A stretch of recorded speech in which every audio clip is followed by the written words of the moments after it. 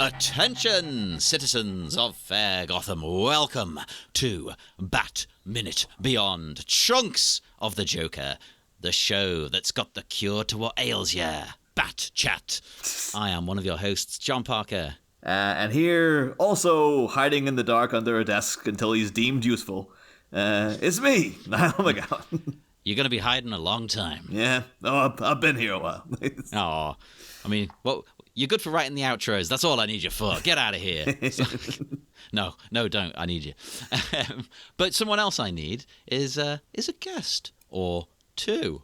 We are joined by the other dynamic duo. It is the returning Rikky and Ash. Hello. Hello. Woo! Yeah. Back again. Were you on last year? Yes. Done a lot, mate. Done a lot. Yeah. See, we've done that much since then with our other show and stuff. I can't remember. We did one for Mask of the Phantasm. That was last year, right? Yeah. Yeah. Although now, because I used to be so good at remembering where everybody went and what everybody did, I'm like, I know that you guys were on, but I'm also like, what minutes was it again? Like, where were you in there? I think we might have even done two. Did we do two episodes in Phantasm? one go? Yeah. Yeah, I think we did 2 episodes. I think my relationship to this podcast is one of those things that's fallen into the great COVID brain scramble. We might have been doing this for 10 years or 4 years. I have absolutely no idea. Hey, it's what are we on now? Year 6? Yeah. Well, I think we're on season 6, but we're on like year 7 or 8, I think. Like, 2017. So yeah, year 7. Yeah, that's where we'll be. Our anniversary will be in June. I have it in my phone's calendar. Batmin's birthday. Yeah, it's the day before my birthday, actually. Today, we have minutes, if I've got this right, I'm not going to get this right all season, I think. Minutes 31 to 35, which is Chunkz 7. Mm-hmm. That's right, yeah? Yep. Okay, good. I mean, I'm saying, yeah. I was like, I'll take your word for it, John.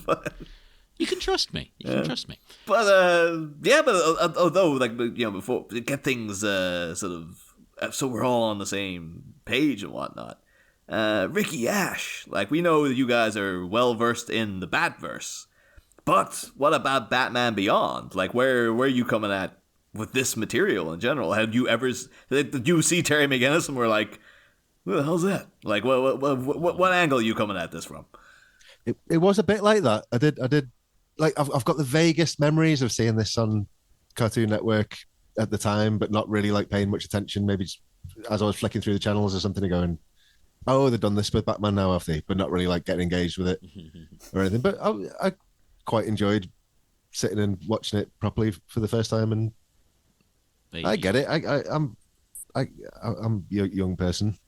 I think that is a pretty succinct like summary of like what many, because it was never as big as BTAS, and I think what you said there, that like, oh, they've done this with Batman now, have they? Like that was so many people's sort of like glazing of it was like, oh yeah, they're doing a thing over there. That was my experience of it. Yeah.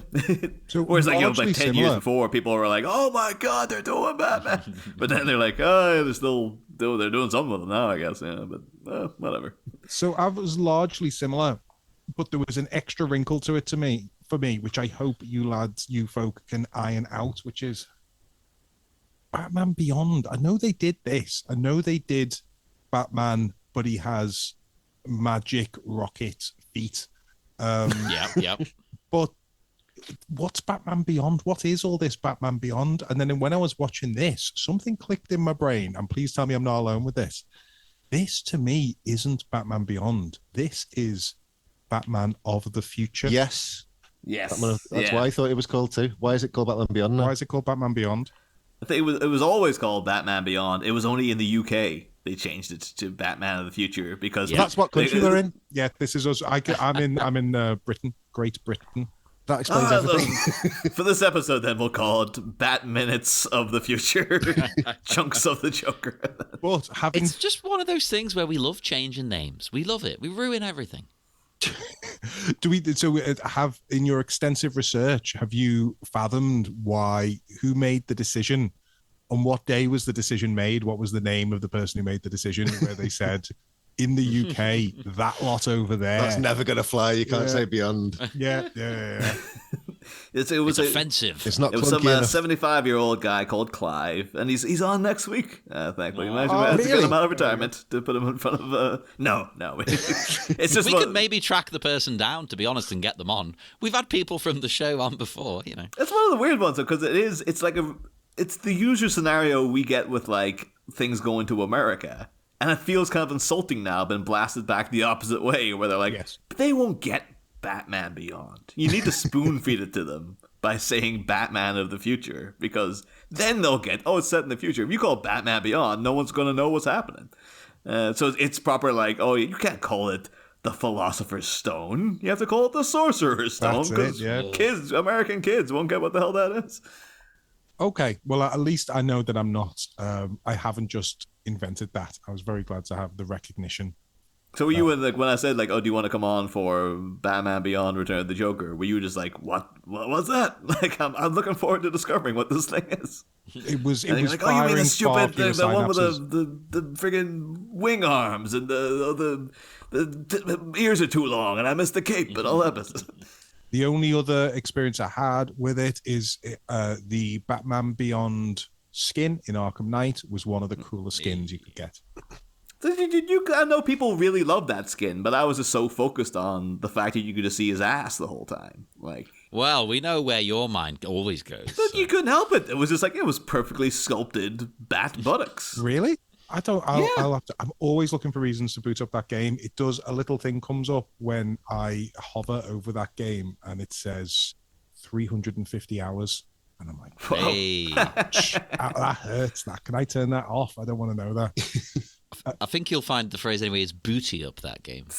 You tell me 350 hours, you never noticed that badass the entire time. Well, no, because my eyes were always a little higher, and this is one of the design features. Broadly, I'm in favor of the design choices. I think the costume looks cool. I will never be a fan of the tiny wings. I think the tiny wings look preposterous. Whereas I agree. We all, as mature, level-headed, sophisticated Batman fans, we like the much more plausible 12-foot wings that would definitely work. They're very realistic and grounded and scientifically accurate. But unfortunately, the 3-foot wings, this is like, what, kids thing? This is nonsense. Why are you showing me this? And I kind of agree. I want to know how his mouth works. Oh, yeah, no, we've talked about this. We don't fully understand the mask in this world because it seems to completely cover the mouth.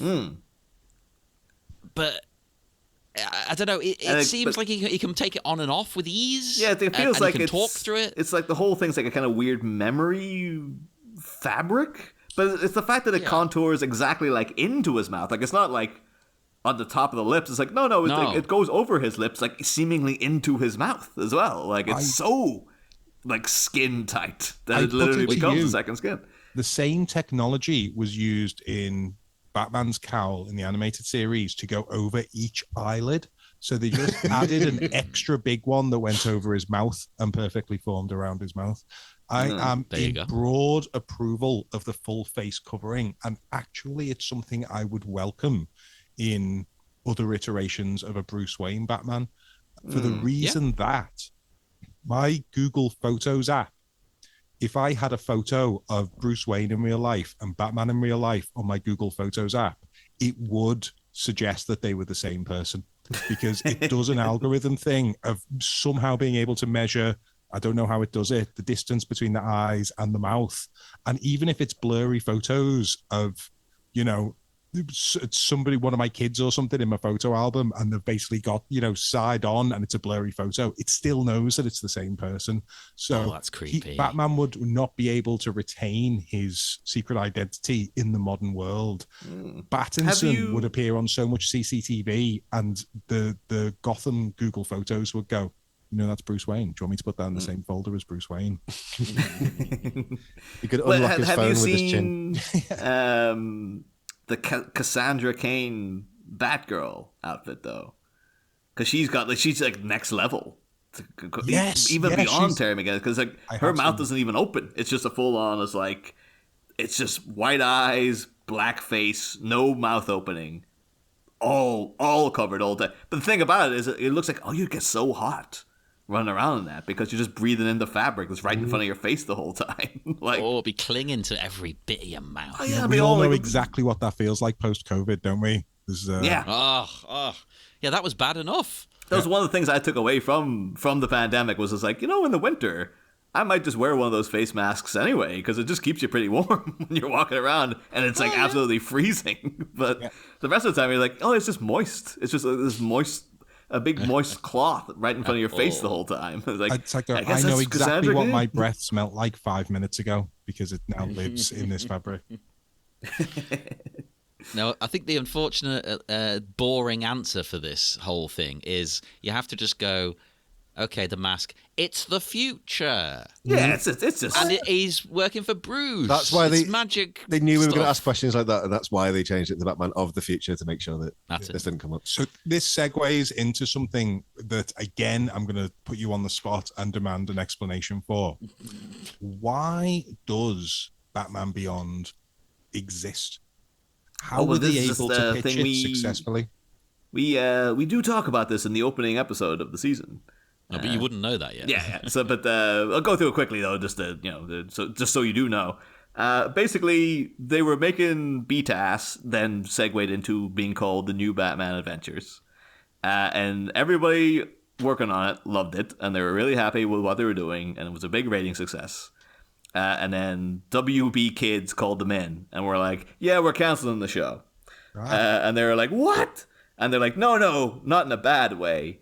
We're just looking over there and seeing that Buffy the Vampire Slayer show is doing really well, and things like Dawson's Creek and all this teen-based programming. And so we're going to cancel your show so you can concentrate on making us a teenage Batman show." And they were like, I knew they must have something like Buffy with them going to the club all the time like that. That felt very we keep making that comparison. It's like the Bronze. Yeah, but the whole thing was like it was such a vague like, go do that. But they were like, well, what do you mean teenage Batman? And like, we don't know. Just figure it out. Just whatever it is. And then like it really took them like a while to land on, well, if it was set in like the future and like it was because they didn't want to be like, because their whole thing was like, oh, Mask of the Phantasm, you saw how he became Batman, so we can't like retcon that and have him be a teenager and Batman. And we don't want to throw out everything we've done already and start from scratch with a new version of the character. So they were kind of like, new Batman who's a teenager, but what if it was way in the future and stuff? And we could, and apparently Bruce Timm himself, who pitched it, hated the idea. And it was only then when he went to one of the other guys working on it, like, what do you think of this? And the other guy was like, oh, it sounds amazing. Like we could just turn it into Spider-Man, basically. And then they're like, oh yeah, we would be, because then if you start comparing Terry McGinnis to Spider-Man, the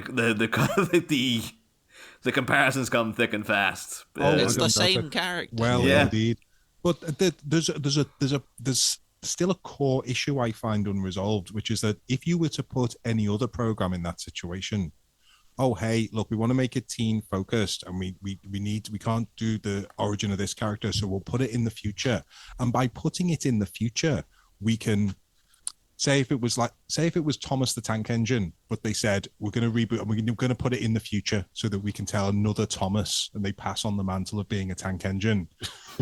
But we'll set it in the future. And by setting it in the future, you can have things like cool gadgets, and like the train stations that they go to can be really like, they can be like fantastical and futuristic.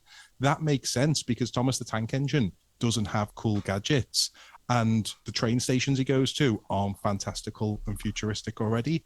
But Batman, the main thing about him is he has technology that's more advanced than what we have now already. And the city that he lives in is more fantastical than the city that we live in. And it already pushes the boundaries into sci-fi, just right, sitting on that edge. So I feel like it's, to use a modern expression, or a modern expression I've only heard recently anyway, to put a hat on a hat. As I am saying that, I'm actually looking at a hat that Ash has put on a hat on top of his monitors, but that's a coincidence.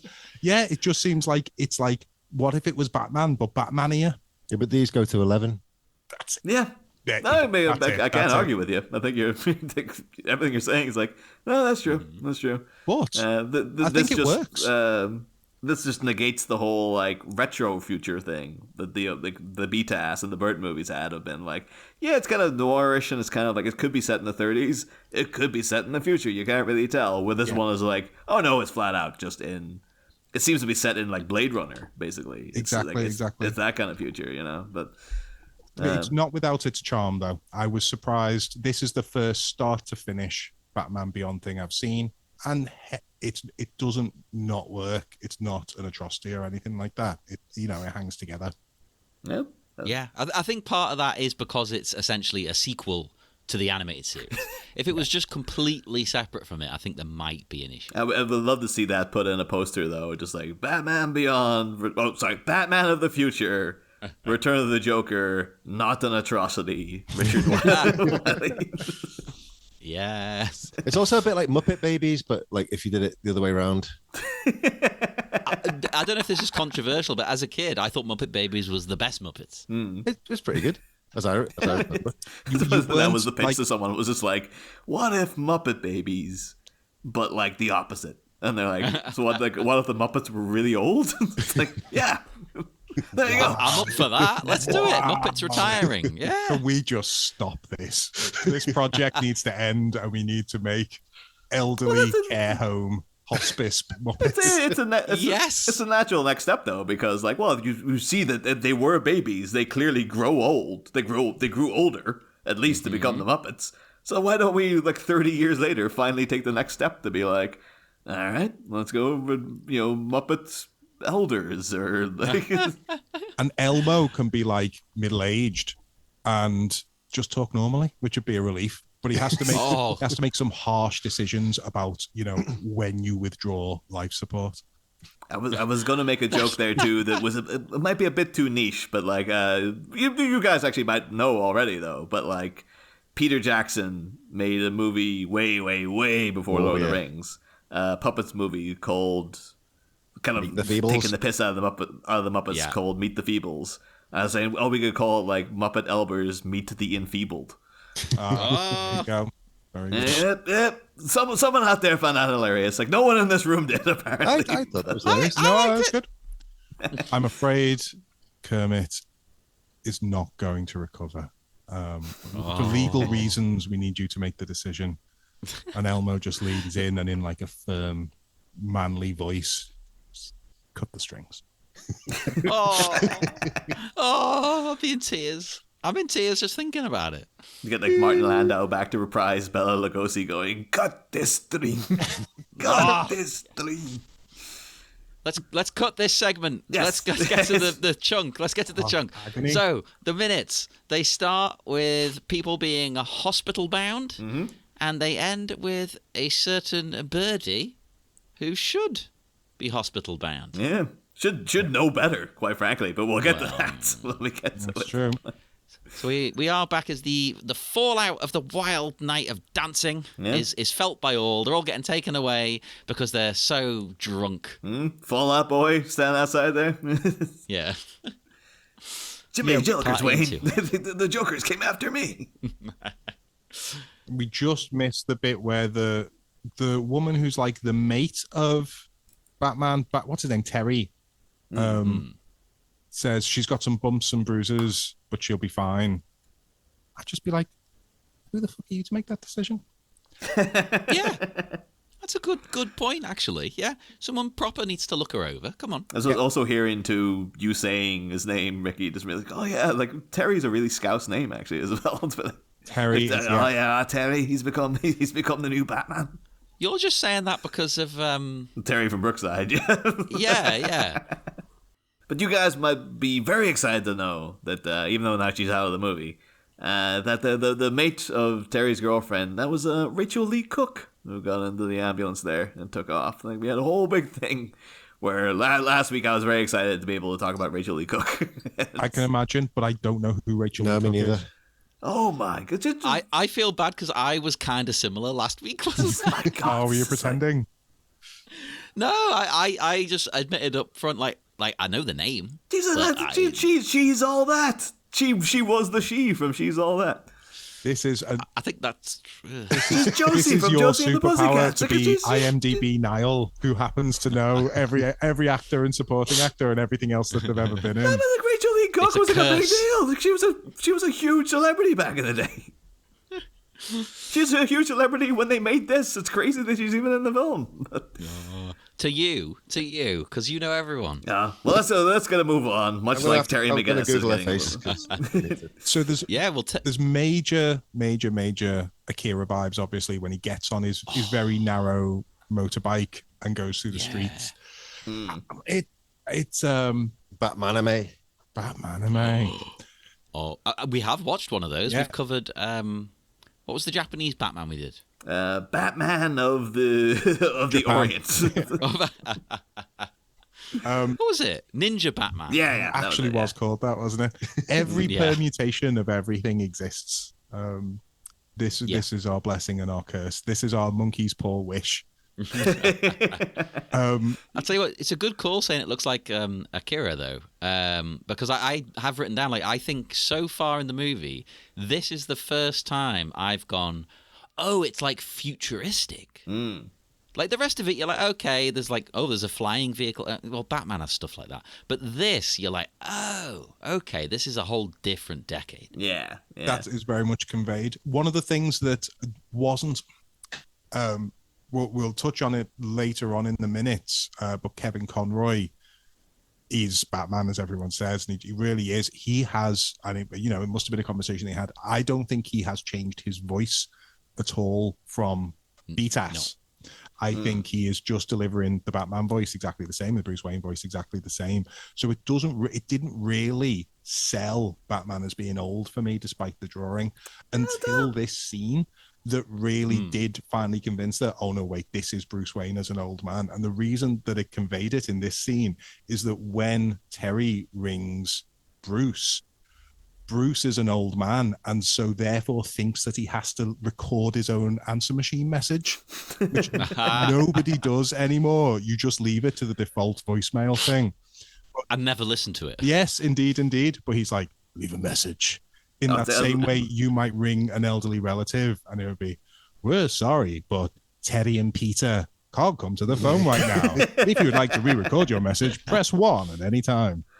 Yeah. That'd be great though if it was like, we're sorry, but Bruce can't come to the phone right now. But no, I really do love Bruce's, like, it sounds as if he's like mid-burp or something though. He's like, leave a message. Like he's eating a sandwich or something when he did, like, a secretary. He's like, Mr. Wayne, leave this, say the thing now. So I don't understand what gets said.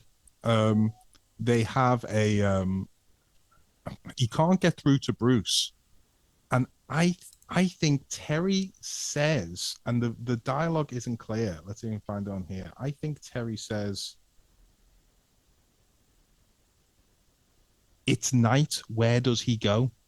Yeah, right. No, I had the exact same thing because I was a bit confused. I went through it a few times and I figured out what he means. Oh no, like I've been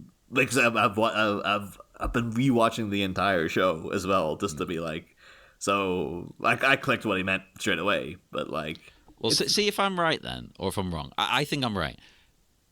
What he's saying is, like, he's calling Bruce, right? And now that Bruce isn't Batman, he doesn't go out at night. Yeah. So why is he not answering the phone?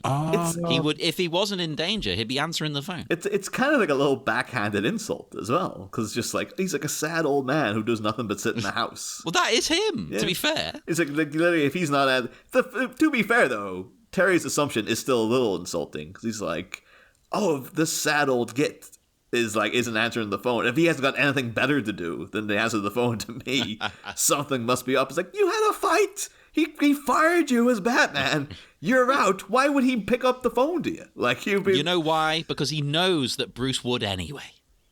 Bruce just loves a good old confrontation. So that makes sense. So he's almost mocking it. So the delivery's like, where does he, like, as if to say, where does he even go? Why am I thinking, where could he be? He could only be in one place. He doesn't go anywhere. So let's go there.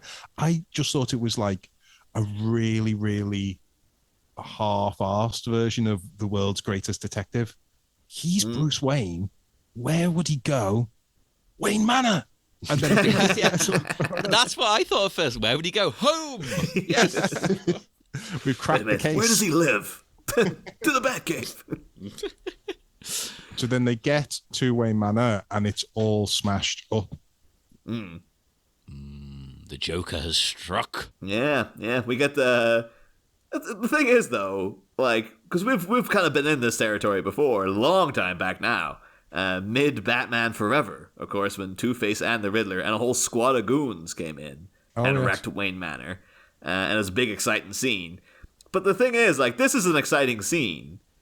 But that worked in Batman Forever because it's like, oh yeah, there's a whole squad of guys came in and was wrecking the whole place. But this is like a middle-aged man as Joker, single-handedly going around like tipping over the table, and just but like Bruce Wayne like dying downstairs, and he's up there like, yeah, I'll open his window a little bit, and I'll ruffle his carpet, and they can throw those books off the shelf, and take this old man and stuff. It's like if you saw him do it, because he's just up there by himself, like. Unless he starts blaring Party Man or something. It's gonna... Oh, yeah. Bring that back, baby. Very much into that. Yeah, that's a good point, actually. I need to go back and watch earlier in the film. Do they establish... It could be like, do you remember when Hugh Hefner died? And a load of former Playboy bunnies came out and said that actually living in the Playboy mansion was like disgusting and bleak and dirty, and it just was and none of us were surprised. Yeah, but I don't mean in a Me Too way. I mean it just was a very poorly kept mansion towards the end. Have we established that Wayne Manor didn't look like that already? Like, none of this is the Joker's doing. Yeah, like, does he just not look after the house? I mean, I suppose that raises another question that you must know the answer to. Is Alfred confirmed dead? It's never confirmed, but it's a weird one they leave hanging. They never address what happened to Alfred. He was pretty old. Yeah, but he's got to be dead because we figured out Bruce's age. What was he, like mid to late 70s? Yeah, oh, wow. Well, he's like 80 or something. So it's like, Alfred is definitely dead, but how did he die? It's up for interpretation. He's like, I like to think he died peacefully in his bed of old age. I want to see what is it, Batman and Robin, the virtual reality Alfred. Remember, he uploads himself into a computer. I'm up for it. Let's do it. So yeah, that was the opening episode of Batman Begins. Was Terry McGinnis breaking into the Batcave and going, "Suit me up, Uncle Alfred." And then they find a sad but not explicitly injured Ace the Bat Hound. That right. I was so happy to see Ace the first time I was watching this back through, because it implies Ace is dead in the previous minutes, and I was furious. I was like, "You don't do that. You don't do that. No, no, no." And you see, Ace is hurt, which still upset me. I was very, very sad. But just to see that Ace is alive, that changed my whole mood. I was happy. Ace is a proper dog. A dog. And Ace is a lovely relic from the era of Ace the Bat Hound, which is a very peculiar time in the Batman comics. My understanding of when Ace was introduced was the era of the comic books code. Yeah. Stop me if I'm wrong and if they brought him in beforehand. But my understanding is like Batman was quite dark. It was quite gruesome.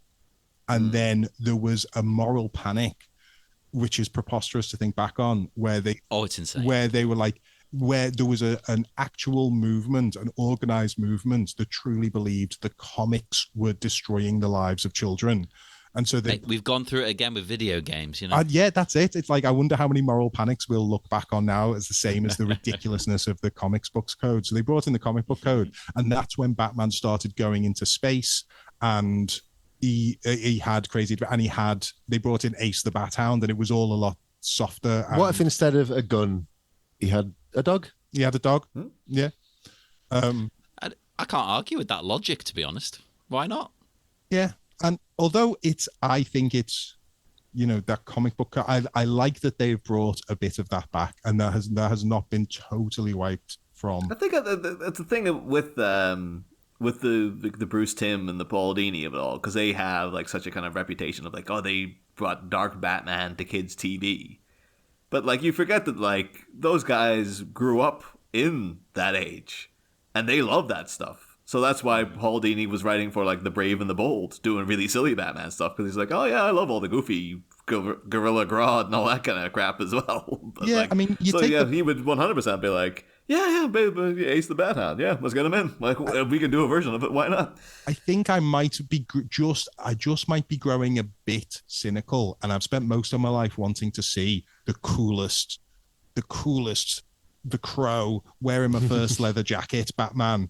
But there's so much Watchmen style superhero deconstruction in media now, and I quite liked. I read the Boys comic. I haven't seen the Boys TV series, but there's so much like, yeah, what if it was superheroes, but they dealt with, extreme violence and very disturbing subjects and things like that. And that is, we are like 10 years into that now, if not more. There is a little bit. When did Judge Dredd come out? That was probably where that started. That's a very good point. I was 20. Quite a long time ago. Yeah. Like, there's a little bit of me that's like, send Batman into space. I'm not bothered. Mm. Yeah, and I like the way they do it, because normally I sometimes do find Ace a bit cheesy, a bit silly, but this is an excellent use of it. Like he's just Batman. In this, like they've not put like the little cape on him. Yeah, exactly. That's true. Stuff like that. I'm like, no, and I don't want Ace running around doing like action. That would be stuff. amazing though if there was when Terry first came in the Batcave. Ace jumped out in a cape, and oh god, and he's just like, Bruce, you're a sad man. He just dresses his dog up for like his Instagram page. Yeah, he pushes him around in a pram. Yeah, I could see that. That was his original plan. That was like, I can't be Batman anymore, but I'm gonna train this dog to be Batman for me. He'll be an Instagram star. Sent him out, and it's like, he can't get on the rooftops. It's a bit of a waste. I would quite like to see the Batmobile version of the pram. Yes. But I actually think there's a nice little bit of I don't know if it's intentional mirroring. It might just be a happy coincidence. But there was an episode of Batman Beyond where they did a flashback as to how Bruce got Ace. And it was relatively recent times for him, because I guess, the dog can't live forever, so it has to be within the last couple of years. And basically in the future, Ace was a fighting hound, like a kind of a Morris Perros, like underground dog fighting hound. That's dark. And he escaped, got away, and then in Crime Alley one night, Bruce was out, going out with the two roses, as he does. With his new chauffeur, some dweeby guy, going okay, Mr. Wayne. And Bruce had the kind of, he has the vibe of him, you're no Alfred. Just sit here and just wait for me, okay? Goes out in Crime Alley to put down the roses, and he's attacked by a clown. A kind of because in this you have the Jokers, and I guess this is supposed to be maybe early days of that. There's this one big guy. He's flat out Pagliacci. Speaking of Watchmen, there. Guy just flat out dresses Pagliacci. Gives the whole scene a kind of weird Seinfeld vibe. If people remember the whole crazy Joe Davola plotline in Seinfeld, where he's guy trying to kill Jerry, and he comes out dressed as Pagliacci the clown. Oh yeah, ringing bells. Yeah, but but Bruce is there, sees this guy. Instantly, just he's still Batman. He's not Batman, but he's still Batman at heart. Takes out the guy easily, but in the same time, Ace comes along and helps out, and Bruce is just oh, well, come on, boy, I'll take you. He's feeling dejected and alone. It's I'm getting attacked in an alley by a clown. Blah, blah, blah, bad memories, and also oh, this dog, look at him, he's dejected and lonely like me. I'll take him in, and yeah, he becomes from then he becomes Ace the Bat Hound or whatever. Hey. But now though. That Ace back then helped Bruce against a guy potentially inspired by the Joker. This is gonna really hurt his ego when the actual Joker showed up, and Ace ran up the stairs. Didn't see what happened to him, to be fair, but it seems like he got taken out pretty quickly. Well, the Joker's evil. You know, he's probably come with weapons and all kinds of stuff. There's no markings on him. All we know he did, like, they just kicked him or something. We don't really know. No, Ace seems wounded. Like, you know what? Here's me saying, oh, I'm glad Ace is like... I am still angry over the mere suggestion that he wasn't okay. There is a whimper. Scumbag filmmakers, they should be ashamed. I kind of get the vibe when you see Ace later on. He has a kind of like the vibe of like, well, my pride hurts worse kind of thing going on. He's just feeling sorry for himself. You might have just got tricked, like a lot of like I remember when we got burgled, like they just used meat to distract the dog. They just kind of like throw a bit of meat in a room, shut the door. What are you going to do? You know what? They opened the window and they pretended to throw the ball out the window. So exactly the ball, but they secretly kept hold of the ball. Oh, that's Ray Joker. Yeah. That's the thing though, like, because seeing Ace, like, well, I'm terrible with dog types, but he's like a Doberman, right? Like he's that's that kind of a thing. Yeah, but like at the end of the Dark Knight, the Joker attacks Batman with dogs very similar to Ace. Like, you know, he's one of his things. He steals him off that guy, the Chechen. Remember, he feeds him to his own dogs and stuff. If they'd gone a different direction with the Dark Knight Rises, which let's face it, we all wish they had done. Oh God, yes. It could have been the same story you just described, where like the dog was bred to be a fighting dog, but you see in the Dark Knight Rises, Christian Bale has taken him in and has made Ace the Bat. I mean, that would improve the movie tenfold. I would actually 100% take that if it were like, because people were so like scrambling over each other, like, oh, who's going to be in? But if Chris Nolan had the balls to be like, guess what? Big feature of The Dark Knight Rises is that one of those dogs Bruce Wayne took home, that's Ace the Bat Hound now. Instantly much better film. So, you came back to die with your city? No, I have to walk the dog. And then Terry runs down into the Batcave, which they keep behind a clock. But fine, that's as much as they can bother to hide the Batcave. Runs down, and then what takes place is probably the best bit of the film. The bit that I had like the most emotional reaction to. I had an actual feeling that the sinister unease of like rigor mortis Smilex Bruce Wayne, and you're like, hang on, are they doing this? They're doing this. I should, before we get to that though, I should point out a thing.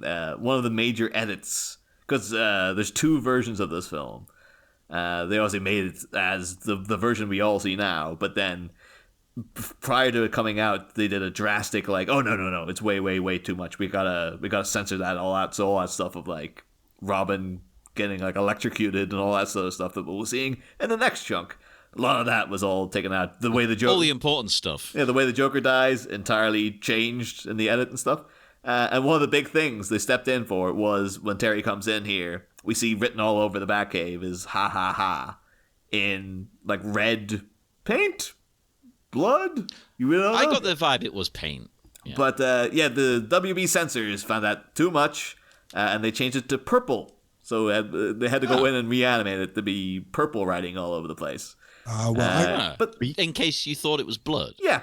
I thought you were going to say they didn't like the red ha-ha-has, so they changed it to like fancy black writing saying damaged. That's the one thing, right? Ha-ha-ha, okay, yeah, overdone. At least it isn't a goddamn tattoo. That'd be amazing to get beautiful calligraphy all over this. Spent ages out there, got a big giant quill to write it all. Yeah. Although actually, is me saying it's paint. That's actually a lie. My initial thought, thinking, it's the Joker, I assumed it was lipstick.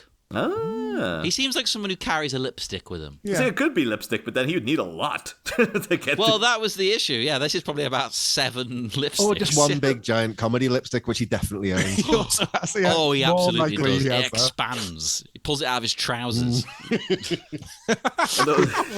Not a massive lipstick in my trousers, or am I just pleased to be here? Yeah. A long Jack Nicholson lipstick, like the long pistol. And then it alludes to Ace the Bat Hound, they call a dog's penis, But like they go in there. Yeah.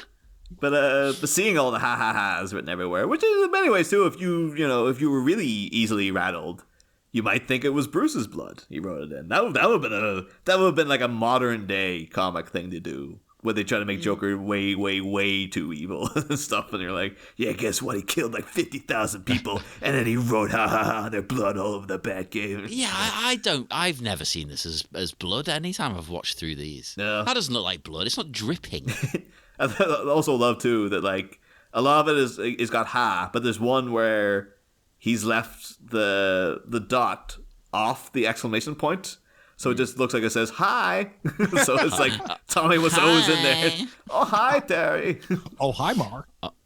Oh my God! Why have we not had Tommy Wiseau in a Batman? Come on. Yeah, well, I think Who would he be? did the Joker thing or something, didn't he? He did like a funny Joker video. Yeah. Yeah, as soon as he got in on the joke, we all moved on as a society from the irony. Right, no, I'm glad you agree, because me and Niall have said this. Like, and I feel bad because I like the guy. You know, it was nice when we met him and stuff, but once he understands he's funny, it's not funny. 100%. It's like you're ruining it now. Just you need to go away for a bit. But also like the little illusion there. They do, because like they prominently feature Scarface lying there. Yes. And like this is like of all the things to put there, because it was the big Joker card, etc. It looks like it looks like it might be like the Clock King or the Riddler, like maybe the Riddler because of the Trilby hat, but then it's all black, so it kind of looks more like the Clock King. But yes, Scarface is just a good one to mention, because it's like, what's the big twist at the end of this movie is that like the Joker is essentially puppeteering Tim Drake. So spoilers? What are you talking about? So it's kind of like it's a little illusion to what's going on. To be like, feature the puppet character very prominently, because Scarface does pop up earlier in the film, where you see him frequently in the background of the Batcave, like they're really popping Scarface to you, as if they're kind of like, well, it's a little hint of what's actually happening here. It's like, it's not the Joker, but it's someone being like having his strings pulled by the Joker, and kind of a slightly different way. But yeah, then Terry does the very youthful thing of jumping all the way down the stairs, like literally, like the kind of thing like I would have done when I was a kid, and then would have ended up, staving my foot or something like that, and been like, oh god, you're not properly injured, but it's a pain in the ass for like a couple of seconds. No, to be fair, I'm approaching 40 and I still do. I can't stop doing it. I'm also one of those people who can't stop when I'm alone, going up the stairs like a goblin, like with my hands, going on the stairs. I'm like Gollum. Yeah, Gollum going up those stairs that are like the vertical cliff face stairs. Yeah, that's me. If no one's around, that's how I'm going up the stairs. Yeah, same here. Going down the stairs that way is a very different vibe, though. Isn't it? I've never tried it, but the amount of times I've fallen down the stairs probably doesn't bode well for trying it. So then, did we get? I don't want to.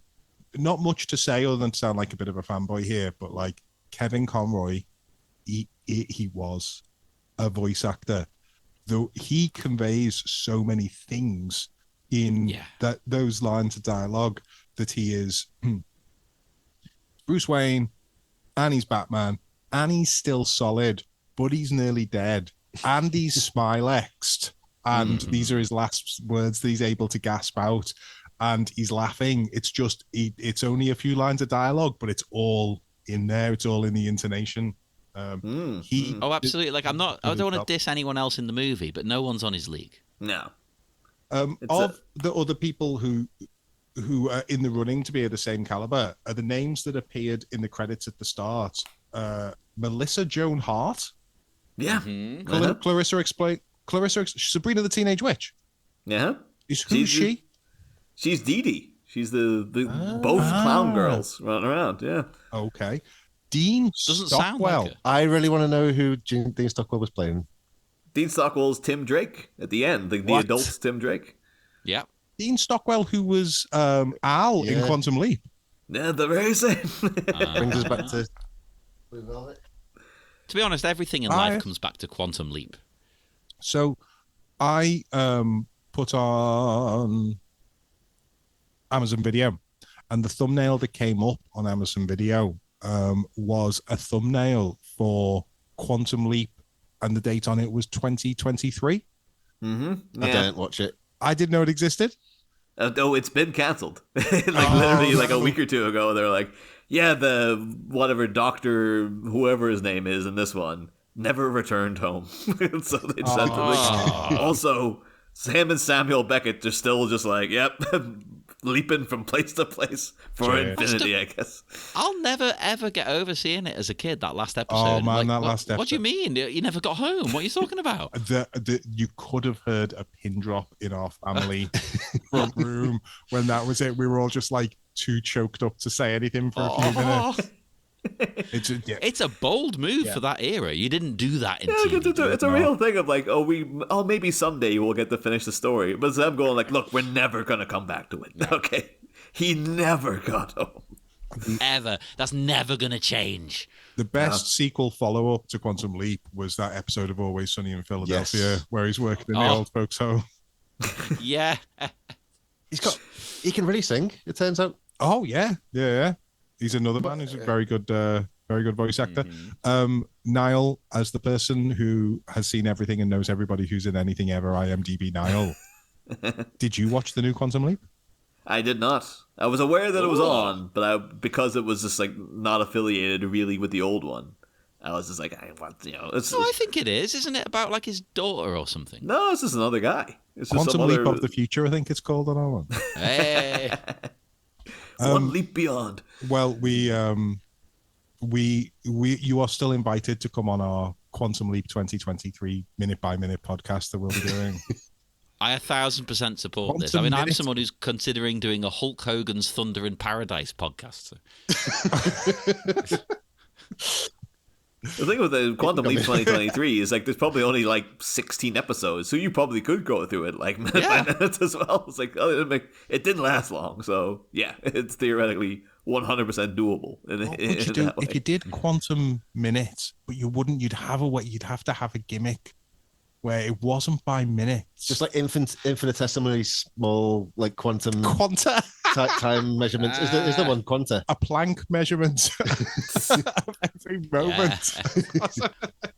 That's the thing, though. I remember that one time we brought it up to, as I mentioned in the green room before we started recording, a friend of the show, Austin Pryor, and he has like an eerie knowledge of Quantum Leap, where he was able to like, someone was talking about like the science of like, oh yeah, from how they send them back, and he stepped in with a proper like, no, with Dr. Samuel Beckett, this is how the leaps work and stuff, and he had really like, he knew it like it was an actual science, like he was spinning out stuff about quantum mechanics and stuff. He's like, this is how they explain it on the show. I've memorized it. Like I was really into Quantum Leap for a while. It's a whole big thing, but this is why it works this way and it doesn't work that way, etc., and stuff. I like that. I appreciate that. I want that kind of focus. I don't have it. Yeah. I'm too broad in my tastes. Why the original Quantum Leap was perfect television is because you don't need to understand quantum physics or how him leaping around works to enjoy the show. Everything you need to know about Quantum Leap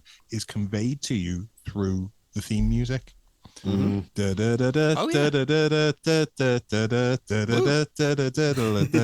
like, oh, you're plodding along, you're gonna like these characters. See, there's gonna be exciting bits. And it carries on like that, and then it's it's going to be dramatic bits, and then the key bit, saxophone comes in. It's sexy, and some of it's going to be a little bit tongue-in-cheek. Benny Hill. It's a lost art, I think, is the intro sequence. Because I know people like praise, this is so off topic, but people praise, Game of Thrones and things like that. But back in the day, you didn't have to, as you say, have seen a single second of this show. If you saw that intro, you were up to speed. That was it. That's all you needed. I just started watching some old show called Automan. It was basically like a kind of Quantum Leapy kind of thing. And you watch that intro and you're like, okay, yeah, Automan, yeah, I get it. I know what's going on. Cool, let's go. RoboCop. It's basically like, it's like RoboCop, Quantum Leap, and Tron mashed together. Yikes. But there was no AI involved in making that title sequence, was there? That was all heart. No. In fact, Niall, I was literally just before recording, I was editing our Miami Connection podcast, and you were ranting about AI. Yeah. Automan will be disgusted at the idea of He would. Although something that I'm kind of intrigued about, I don't know if I'm disgusted or enthralled, is as he jumps down the stairs here, you see the smashed windows with the different bat suits and things like that. Yeah. And I thought maybe it's just an artistic choice to sort of show that they're damaged, but they all look weird. So I was. Has the Joker just like smashed them up and it's to show you that? Or is he like done? They look jokery. He's like inflated one of them's heads. It looks weird, right? Yeah, like he's done that. And like the like Batgirl kind of one, they all look off in a kind of deranged way. I don't know. I think it might just be that like the animation was just a bit like they're a bit in the background, so we have to draw them. We can't do as much detail in and stuff. So it's just like no, it very well could be. It could literally be. Yeah, like we won't do loads of detail. Just show that they're messed up. Cool. You know. So I don't want to. I don't want to sound. Some of the animation charm of the animated series is lost in this particular era of animation. This is like 2000, is it? This film came out. It is. They do have elements of trying to have the kind of stipple effect that I remember Ash you mentioned for the Mask of the Phantasm, but the color palette is different. Everything's very vivid. The lines are a lot finer. It's a lot sharper. And even though it's clearly drawings, like you can tell in elements that the compositing of the different layers is all done digitally, and they move in relation to each other in a very smooth and like this is just before cartoons everything became fully digitally animated. It does look good. It is a very good looking animation style. I just couldn't not mention that there is something lost. Something's not quite animated adventures somehow. No, there is definitely a kind of like I think I even noticed it particularly like from going from Mask of the Phantasm to this. You're like, yeah, there's some some layer missing. There's some sort of like there's less warmth to it or something. And it's the same thing I've noticed because X-Men '97 is coming out. It's great show, really really enjoying it. But like in comparison to, because I tried rewatching the old '90s X-Men like last year and couldn't make it through because it's like it's too dated, it's too cheesy, it's just too. And then thankfully '97 is like it's in the same vein, but it's good. Like it's actually like you can actually sit and watch it and stuff. But the thing is, in this one area. But the animation from the '90s is like it's all hand drawn, like that's proper old school animation. And you're like looks fantastic, absolutely immaculate. And the new one's very like. Yeah, it's technically good. Like it's well animated. It just feels a bit thin or something. Like it's just something. It all feels like it's been like things have been colored in digitally and things are just like very click and paste and stuff. And it's a bit like it feels a bit like Archer or something. Where you're just like it just doesn't look quite. That's what it is. Yeah. It's just some element there is just lacking a little bit. But it's a shame. There is an art to. And it's a very pandering art to being able to deliver something that is not exactly how it was in the olden days, but rather how you remember it being. I remember when Rogue One was coming out, they were talking about how they made Rogue One, and there were some elements that I thought, it's very clever how they've done that. The Star Destroyers in Rogue One, they're beautiful, and you can see like there's you can see individual windows illuminated, but actually I remember them saying if you go back and watch the first Star Wars, they didn't have that technology to have all the fiber optic cables going in, lighting all the windows of the Star Destroyer. So the first Star Wars film, it's just a piece of plastic, but you remember it having windows in it. So when they did Rogue One, they put the windows in it, and there were. But you're right though; it's the perfect balance because you can go too far with that, and I'm not going to be one of those people. But let's look at the prequels. That looks too sleek. Whereas I think Rogue One was like, okay, they still need to look need to look like they're models. And it still looks to me like a model from the first one, but they've tarted it up a little bit. Yes. A Tarsi Star Destroyer was what we all. They've started making CGI monsters look a bit like puppets these days as well, haven't they? Like, Yes. everyone's been complaining they don't look puppety enough, and I appreciate that they've tried. Oh, 1,000%. And sometimes they'll make a puppet, and okay, I know this is a weird middle ground, but they'll use the puppet and then animate over the puppet. Yeah. But yeah, you have to give credit where credit's due here, though. As you were saying there, Richard, like, great stuff now. This though, like and this is like, again, if you're coming into this, it's like, oh, released, straight to video or then straight to, on the TV and stuff, and you're like, well, Bruce Wayne's an old man and stuff. You might genuinely go into this scene when Terry turns him over, and he's got the big rictus Smilex grin. Mm-hmm. You could be like, Jesus Christ, he's dead. Like, he looks like he's dead. I had me. Yeah. Yeah, it's really, really well done, and it's just like it's full on. It's like the creepiest Joker smile we've seen in a while, because it's just like glassy eyed. He is there lying lifeless. I love the way that even animated his hands are like fixed into like claws. He's like he's riding a bike,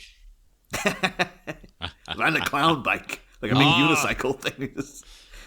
I was scared, like, and I thought, well, he's not going to die. He's in the movie, but even so, it was like, oh my God. In many ways, I got like I don't remember what I thought when I first saw it, but like in many ways, I would have been like, if you're going to take out Bruce Wayne, this would have been a take, like, by making him go full Joker. You never go full Joker now. And I would like though, if like a Bruce down the line going through this hell now of being Smilex and stuff. If he ever released his memoirs, and then Councilman Arthur Reeves was to read, like in this time the Joker broke in, found out I was Batman, and Smilex me, and it was all real. And Arthur Reeves would be like, "Yes, now you see what it's like, you piece of." It's like, yeah, how much Bruce was lording it over Arthur Reeves in the last movie, coming in and just like, at the end when he like came into the hospital. And they had just like sedated him enough to kind of get him to stop laughing, and then Batman riled him up again, and he just started bursting out laughing, and just looked like, yeah, that guy's gonna laugh himself to death. It looks like, all thanks to Batman. And now, like, yeah, how the turntables over here. Like, doesn't seem to have had as severe a dose, because he's fairly keeping it together pretty well. But I think that's meant to be. We're meant to infer it's because he's kind of, because he's Bruce Wayne. He's trained against this kind of thing. So he's fighting it off. And even he's slipping. But he's almost gone, but he's not quite gone. He's still there. And all he needs is for Terry to go and get. Because if you remember, listeners, Bruce was working on an antidote. Yeah. And it's over there. God damn it, go get it. I believe that is a comic continuity thing. Where people are like, why is Batman, why is he never Joker toxins? Like, what's happened? And it's like, apparently it is a thing where, like in The Princess Bride, where, the Dread Pirate Roberts built up a tolerance by slowly poisoning himself with this poison over many years. And then that's why when you try to slip him a poison, he won't die because he's already been growing immune to it. Apparently Bruce Wayne periodically will take minor doses of Joker venom. I'm of the belief that it works. That's what I understand. That's a very modern Batman spin to be like, of course he's that well prepared. That he is willingly injecting himself with Joker venom in minor doses. So if it should ever come up, he'll be immune to it. Because he's like, oh, well, I've got a tolerance to it now. So he would be that prepared. I mean, I've got multiple comics here where someone will turn on him from like the Justice League and he's already got a plan. Yeah. He's like, oh, I'm prepared for this. I'm ready to take down Superman. He's literally got bat shark repellent. Yeah. In case a shark comes. God, I can't wait to talk about that one. Yeah. He's also been microdosing little bits of anti-shark repellent, so he doesn't even need the spray anymore. Now the shark bites his leg, its teeth break off. Like, that's how good he is. He's the original microdoser. He's on the mushrooms and everything. Yeah. So Nightwing gets to the Batcave and is like, who's this new villain? Mushroom Man we've been hearing about. No, that's just my own thing. Don't worry about that. The Shroom. Yeah. I do have to say, too, like, maybe you remember this, Ricky, because you might have been as into it as I was. But this whole scene, too, of coming in and just all the sprayed ha-ha-has everywhere and stuff. Way back in the between Batman Begins and The Dark Knight, there was, of course, a lengthy and amazing viral teaser campaign for The Dark Knight. And it was way before like you even saw what Heath Ledger was going to look like, etc., etc. I remember there was around the time of like a Comic-Con or something where these people came into like a well-known comic shop in LA or whatever, like on the opening day of Comic-Con. And the customers came in and like everywhere, all over the floor was Joker cards and ha ha ha was sprayed everywhere. And the people around taking photos going like, what the hell's happened here and stuff. And it was just like a little teaser for like, we got a movie coming out. And I remember that back in like 2006, maybe, being like the most exciting thing that ever happened anywhere to anyone ever. Because it was just like, oh my God, they're doing the Joker in the movie. No, I don't remember that. That sounds very cool. Now everyone just like, everything is so dissected and everything is very, there are whole swathes of the internet devoted to analyzing every sliver that comes out for films. There is such a sickening codependent industry that takes place just for promoting superhero films. It all feels like a bit eye-rolly at the moment, but that was a more innocent time. So now you get like a trailer will drop and you'll have a YouTuber do a live reaction to it, and then within an hour they'll have like all the Easter eggs and a big 40-minute video breaking down like, yes, every little reference in the Deadpool 3 trailer and stuff. I remember I don't seeing think there's that many. I think you're just basically going to go through and go, it's Deadpool 3 over and over again. It'll be like, yeah, no, you just need that ad revenue, don't you? Though you just need people to click on this. I remember seeing the documentary. It turned out to be a mockumentary that was released before the Blair Witch Project came out. Oh yeah, was to establish it as being an urban legend, even though it was all created. It was better than the actual film. It was considerably better than the film. I'm getting goosebumps just talking about it because I'm getting 1999 emotions back. And you couldn't do the first step of such a marketing campaign now of having this is a real documentary, and there isn't as much analysis of every single aspect of reality for you to know for certain that it wasn't a real documentary. It was, Well, that's why they're talking at the minute about they're rebooting Blair Witch. Blair Witch of the future. Into the future, yes, of course. No, and I'm not even a big fan of it, but I'm just like, you can't recapture that.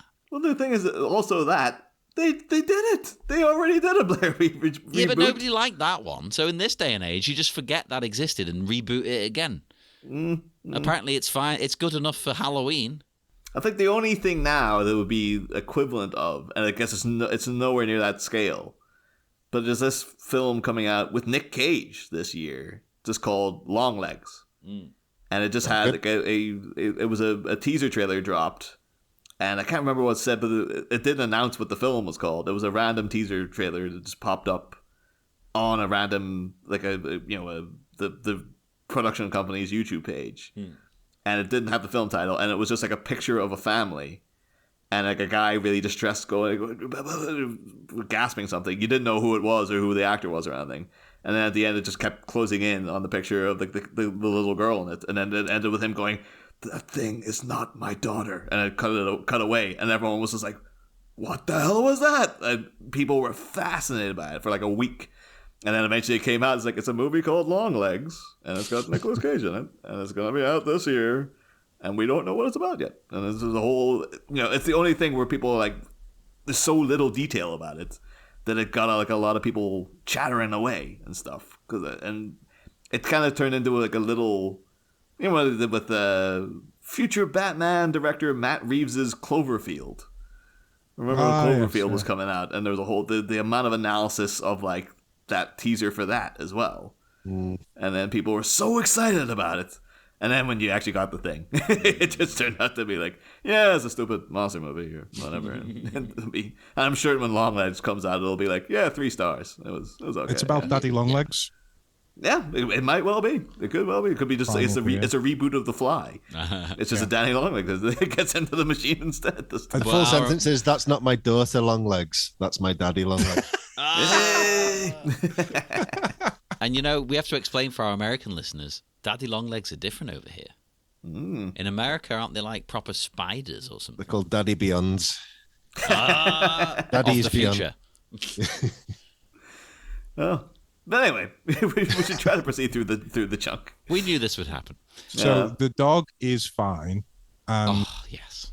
He looks so sad, though. It's breaking my heart. He looks really upset. He's got the TV on, though, to keep him sort of... Are we glossing over the product placement with the Nerf darts? Oh, do you think they sold them as Nerf guns to so you can play de-smilexing your friends? Yeah. Yeah. This Nerf dart into you.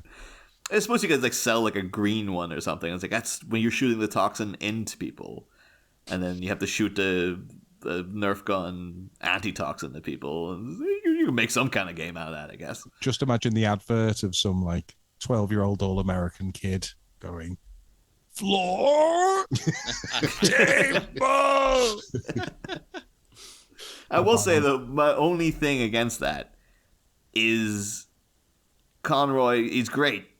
He doesn't sound like an old man there. Absolutely not. No, that's my only criticism of the whole movie. Yeah. Yeah, it sounds like that's very much like a very young man going like table. So like he should be trying to add in a bit more of a table, like a grizzled old man voice and stuff. It's just I'm sure they went with the best stick they could get. And well, like, I get the impression they maybe said to him, no, don't change your voice too much. I'm sure they probably went through like a bunch of different things, and then they were just like, "Yeah, we like this one. Maybe it's more eerie that he sounds younger, like it's more high pitched or whatever." It's probably edited down. I think you're right. There's probably more in there that conveys more that he's an old man. It was probably originally floor, table, Brexit. Oh God. No, I firmly believe that they were like, no, people are here for your voice, man. Don't change it. Just do the Bruce thing. Okay, fine. Yeah. I have to say, too, like, he's going to wish he was dead when he realizes, like, again, Alfred's not around. Someone's going to have to clean off all those ha-ha-has. Like, he's got the thing, so he can't get someone into the Batcave to clean it for him. So it's that's why Barbara turns off. She's got a side hustle. Being a commissioner doesn't pay as much as it used to. I guess he is an old man, though. His Bruce still has some very old-fashioned misogynist habits. He's just like, get the girl around to clean for you.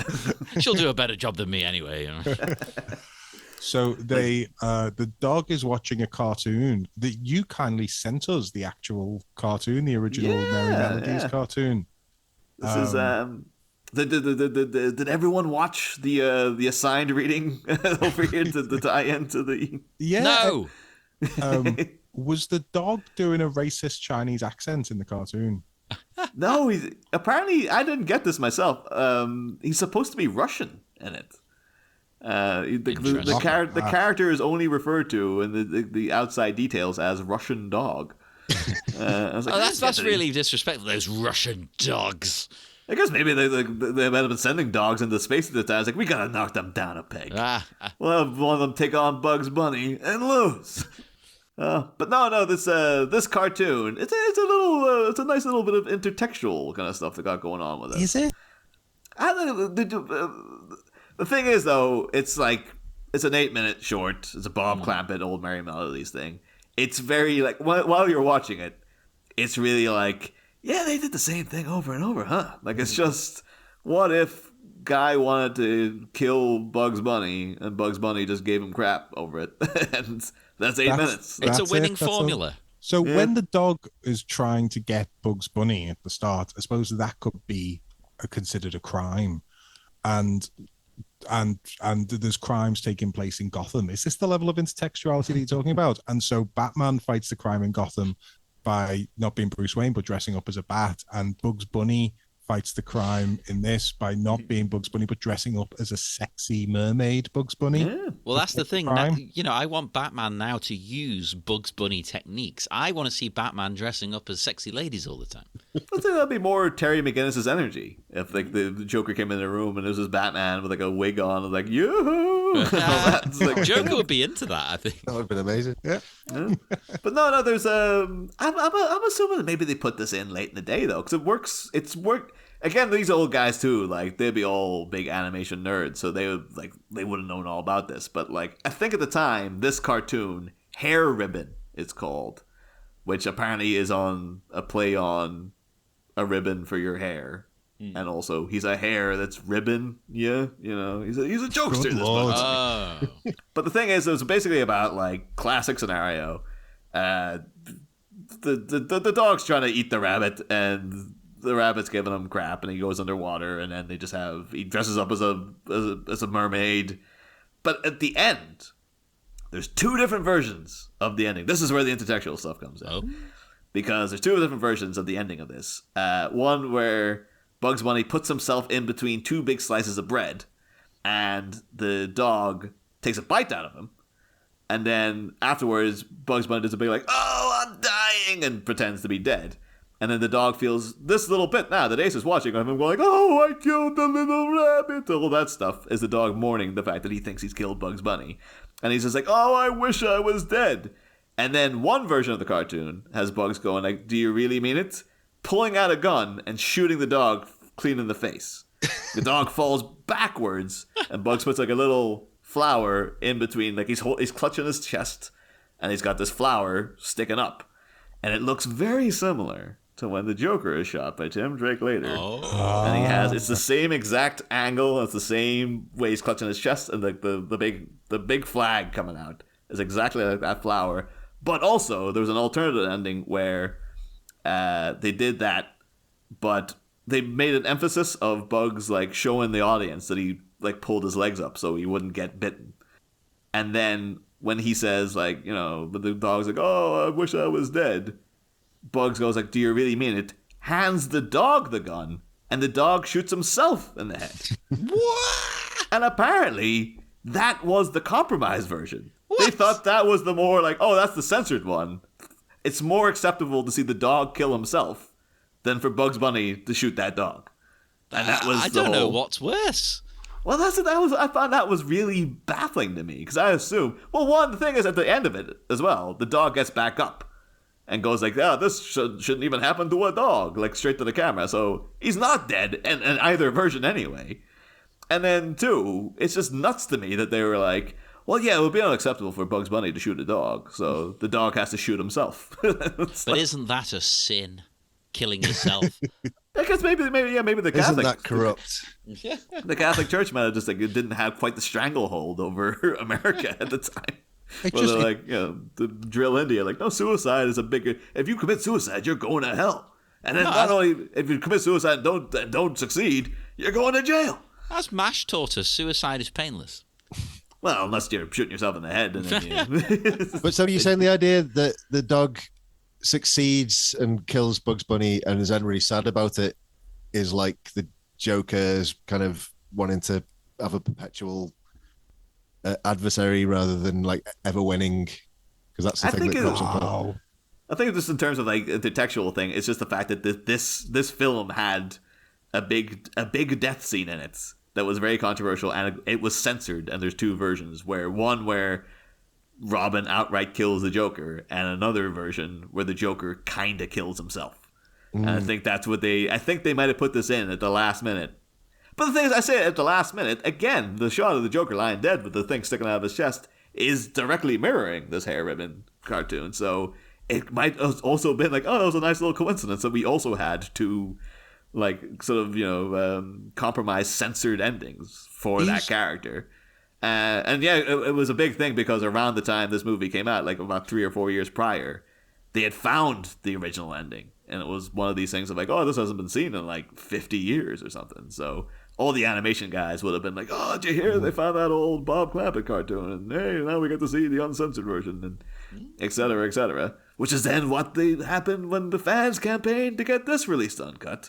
And everyone was like, finally, we get to see the uncut version of Return of the Joker. So everything's connected, baby. Everything is. There was a version where instead of shooting Bruce Wayne with a Nerf gun at point blank range, he shoots him with an actual gun at point blank range. It just puts him out of his misery. Just blows his head clean off. The it's very fascinating that Mel Blanc seems to have been like making his own DVD extras 50 years before the invention of the DVD. If you're looking for is the room in which one of the big confrontations takes place, I feel like they introduced that scene in this film with starting with a shot of the skylight with torrential rain over the skylight, and there is quite an interestingly animated shimmer effect over the skylight of the room as the waves of torrential rain roll over it. And they use a similar underwater effect on the cartoon as well, because as the dog and Bugs Bunny are having many of their battles, it's all taking place underwater as well. Anyway, I've got to go. Bye. I thought you hadn't finished yet. No, I thought there was more to that. Like, that's why there was a... It did say, yeah, now when I said out loud, it did feel like half a thought. But that was where the full stop was. I'll say full stop audibly in future. You need to clarify. Full stop. Mm-hmm. There's a whole lot of little things like in the background of this bit too, because I don't know if you guys, you probably haven't, or if you have, you don't remember. Like the opening titles of Batman Beyond or Batman of the Future. Get it right. Like it ends with like Terry like spreading his wings and looking upwards, and it's a very dramatic shot. And Thank God that's what you said. I was concerned for a minute what he was spreading.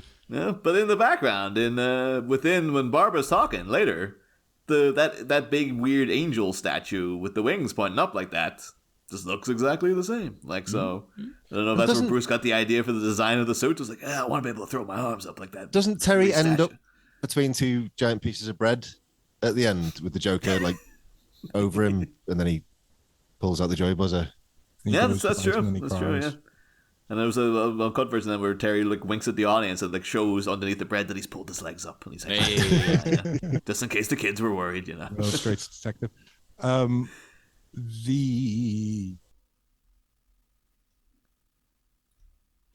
stop.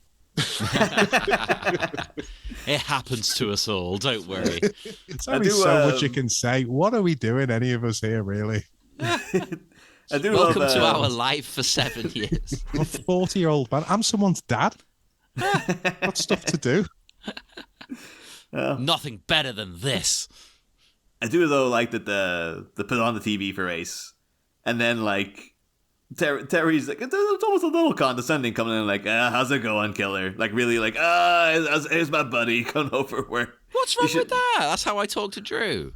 I don't know, I think I'd be a bit more like you had one job, Ace.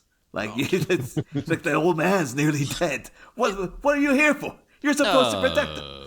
Look at Ace. Ace is not only is Ace hurt, but like physically and emotionally, Ace feels bad. Like, I let my master down. Like that. That's one of the key parts of that look on Ace's face. Look at it. Look at that poor little dog. Someone would refer to it as a hangdog expression. Anyways, there you go. It's a hangdog expression. He feels really bad that he failed, but you're up against the Joker, man. Yeah. And then Ace doesn't even get to see the end of the cartoon. He doesn't get to see whatever ending they're going to put on, apparently, because Terry just comes in. Oh, by the way, I'm turning off the TV now. Much like, the kids at home probably could all relate to, someone coming in and be like, I'm watching a cartoon. Someone's putting on the news instead. Which is just like poison to your eyes when you're like 10. Now you're making me feel bad, because when I go to work, I leave cat TV on for Drew. Jesus. And it's like there's birds and there's squirrels and things. But as soon as I come in, I'm like, right, wrestling. Maybe she's there going, I haven't seen the end of the movie. Yeah. So that's what I do when my kids are watching Paw Patrol. Is they watch Paw Patrol and I come in and I go, I'm putting the news on now. But I turn it onto the news where Trevor McDonald is a weird blue hologram face. News. I thought that was quite an interesting creative touch, especially since there's so many sci-fi things. It's almost a trope of some sci-fi to have the futuristic news program in it, but it's still just like a newsreader talking with a picture in the corner. This is like, no, let's just do something quirky and be like, in the future, there's a hologram newsreader who's half a face. It kind of made me think, why do we still have newsreaders? Well, it'll give it 5 years, there'll be AI. Yeah. Well, here it is. It's happening right now in Batman of the Future. Like, Yeah. I I guarantee they'll be one of the first people to go, because why do you need them? They offer no actual individual insight. But what about all the bloopers, John? Do your own research. Well, yeah, I'm not saying get rid of them. I'm saying this is how the TV networks are going to think. They'll be like, well, we don't need them, really. What are they doing? Hemorrhaging money, really. Like. Yeah. But Instagram will be a lesser place, though, if there's not, newsreader bloopers to I fall agree. back on. Yeah. But I also really love here, too, like, by the weird, Lawnmower Man hologram thing that's going on here. They've got a picture of Bruce Wayne kind of smiling, which feels like they must have just had some footage of Bruce Wayne, and then they just, like, slowed it down and took a screenshot. It's like, yeah, it kind of looks like he's smiling there. Go ahead, use that one. Yeah, that's fine. That'll do. This news report as well, though, I was quite intrigued because, it's about Bruce's return to the company being delayed because of what's just happened. So it basically says that Terry has already reported in with the attack and spoken to, like, the head office. Yeah, I guess that's true, actually. I hadn't thought of that. Like, somebody has to be like, I guess we better get on the... Or maybe, though, if you had to ring an ambulance. But did he ring an ambulance? No, because this guy, Jordan Price comes up. He's back. That smug jerk. And he says he spoke to his, I believe it was, houseboy. Yes. Mr. Wayne's houseboy. We all have a houseboy, That must have been such a blow for Terry's ego, though, just sitting there. It's like, I am Batman now. I'm out there with the rocket boots and the friggin' the wings flying around. I fought Ink. I fought Mr. Freeze. I'm Batman. This is the only time I'll defend Jordan Price, right? He doesn't know that. I think, though, there's a little bit like he's trying to insinuate something as well, though. Like, just the way he says, well, Mr. Wayne's houseboy. Like, you just see any little dig at Bruce Wayne he can get. So it's just like, yeah, he's got a houseboy. What do you think he's up to? Well, he's got a young, attractive twink living with him. Yeah, this old man Wayne and his houseboy are up there. What do you think's going on with him and that little boy? Like, So is Price voiced by Mark Hamill? He sounded very Mark Hamill to me. Oh yeah, he's the most red herring. Yeah, we are meant to think he's the Joker. Then I thought I was so clever. I didn't think I was. Yeah, I was like, I'm going to make you feel better, and I'm not doing it deliberately. But when I first watched this, I didn't pick up on that. No, I didn't. I thought that he was definitely going to turn out to be the Joker, and yeah, that's why it was Mark Hamill's voice. But then that leaves hanging in the air the other thing that had my attention when it was the dramatic opening titles, that the words Henry Rollins came up on the screen in big letters. Yeah. Who's Henry Rollins then? Is he Ace the Bat Hound? Oh God, that would be amazing. Tragically not, though. Henry Rollins is unfortunately already passed in this movie. He's he was the clown that the Joker killed. What? Lunk or whatever. They've basically all got generic clown. What was he even called? Yeah, what was he like? We should know. God, it's not the same when you're not doing it minute by minute, listeners. Yeah. We only got to spend like 2 episodes with him at the most. Like, and the whole time we're just calling him Henry Rollins. So. I mean, I don't care about repeating myself here. We've got a good crowd here with us, good guests to understand this. I just love when you see Henry Rollins in a movie, and I'm not even a fan of his music. I just like the fact he doesn't give a damn. He's like, oh yeah, I'll be in Bad Boys too. Yeah, I'll be in that. Cool, whatever. I wasn't particularly taken with any of the modern villains. DD, is it D&D? And they're like, are they called? They're both DD. Yeah, D and D would make more sense. To be honest, I felt a bit like it was slipping into the era of one of the things that's often praised about early Harley Quinn is that she's not sexualized. And I felt like they were like the incarnation of the super sexualized Harley Quinn. I get it, yeah. Oh, totally. It's all legs and crop tops with DT. But they don't do anything sexy. They've kind of got like it's Harley Quinn with a smattering of sugar and spice, basically. Is the pitch, And sugar and spice were all just like, it's just eye candy. It's just 2 hot ladies in very little, just there draped over toothpaste. That's the whole shtick. It's for the cosplayers. Yeah. There you go. And you very thoroughly covered, no doubt, by yourselves. Were they trying to get Christopher Walken to play the Scarecrow, or did they just say, you know what, have fun with it? Well, first off, I love that you said the Scarecrow, because that's not even his name, but he's just a Scarecrow. Yeah, there's not much else going on. He's called Ghoul, and it's like, well, is he meant to be a Scarecrow fanboy? Presumably. I guess, but also nail on the head. It's 100% Walken, because Niall, I asked you this back at the beginning, didn't I? Yeah. Isn't it just? I think he just liked the voice. I think it was that's Michael Rosenbaum doing that voice. You guys might know Michael Rosenbaum was the guy who played Lex Luthor in Smallville. Right. Okay, I do know who you mean. Yes. Yeah. And he just he did the voice of the Flash for Justice League for them and stuff, and they were just working with Michael Rosenbaum a lot. And like behind the scenes for like one of the projects, he started doing a Chris Walken impression, and they're like, "That's really good. We should use that in a thing sometime." And yep, that was it. They're just like, "Hey, Michael, do you want to be in this? Hey, do that Chris Walken voice." Like, okay, yeah, Foo Fighters, yeah. To be fair, it's amazing. And the thing is, with Jordan Price, though, I think he's even drawn to look like Mark Hamill. Like, if you pause, like, at the 3 minutes, 29 seconds, when he's just staring directly in the camera, it's like, that just looks like a picture of, like, mid-90s Mark Hamill. Yeah, very specific era of Mark Hamill. When he was in loads of crappy sci-fi movies, and he was always with the hair slicked back and stuff. It's like, yeah, that's him right there. We've got the video on a loop again. Like this happened last time, and you keep seeing it repeat, and the same thing keeps catching my eye. It's just doing my head, and it's taking us back time in the timeline a little bit. You gesturing at the It's just screen. pissing me off. I don't know what it is that you. Right, we get a close up of the grandfather clock that's been smashed into. It's before he goes into the back cave. He's just found Ace. Right back at the start. I'm sorry about this, but then the next shot, it's intact again, and it's just very, very irritating to me. Well spotted. But it's only because we've watched it like 100 times while we've been talking. And I keep saying I didn't pick up on this, and we're the goddamn hosts. Come on, clock continuity. You got to clock it. Key. I think that was the first thing. He was just like, after like table, all that, he was just like, Barbara, fix the clock. Speaking of fixing things, now put in a bit where we talk about that before these guys bring it up. In the edit, put that in.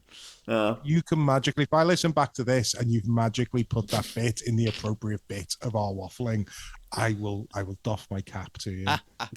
We've done weirder. Yeah. I will say I love though that a little touch that I've only really noticed with Barbara as well is like from behind, because in this, in these sequences, I beg your pardon.